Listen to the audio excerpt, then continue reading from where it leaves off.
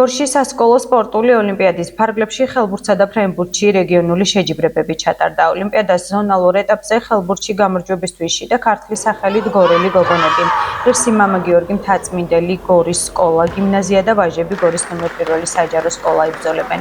ხოლო ფრენბურთში ქარელელი გოგონები, ქვენატკოცა და გორელი ვაჟები გორის ნომერი 1 საჯარო სკოლა. ზონალურ ეტაპზე გამარჯვების შემთხვევაში ისინი ფინალურ შეჯიბრებებში მიიღებენ მონაწილეობას, სადაც ყველა დისციპლინაში გამოვლინდებიან ქვეყნის მასშტაბით გამარჯვებული გუნდები. რეგიონალურ შეჯიბრებაში მონაწილეობას იღებდნენ კასპის, გორის, ქარელისა და ხაშურის მუნიციპალურ შეხვედრებში გამარჯვებული გუნდები. რეგიონული ეტაპის ფინალურ შეხვედრებს გორმა უმასპინძლა აღონიზება გორის მუნიციპალიტეტის მერიის სპორტის განყოფილების ორგანიზებით ჩატარდა. სასკოლო სპორტული ოლიმპიადის ფარგლებში შეჯიბრებები 7 სპორტის სახეობაში მიმდინარეობს.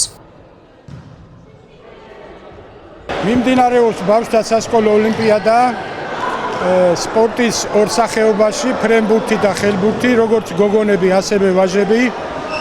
როგორც ხედავთ, დამთავრდა უკვე ხელბურთი, გამარჯვებული გახდა ბიჭებში, ვაჟებში გორის პირველი საშუალო სკოლა, მეორე ადგილი აიღო სურამის პირველი საშუალო სკოლა. ასევე გოგონებში გამარჯვებული გუნდი ყავს გორის გუნდი, გორის სასულიერო გიმნაზიის სკოლა, უსურვებს წარმატებებს, მომავალში უსურვებს წარმატებებს და მონაწილეობას მიიღებენ ზონალურ პირველობაზე.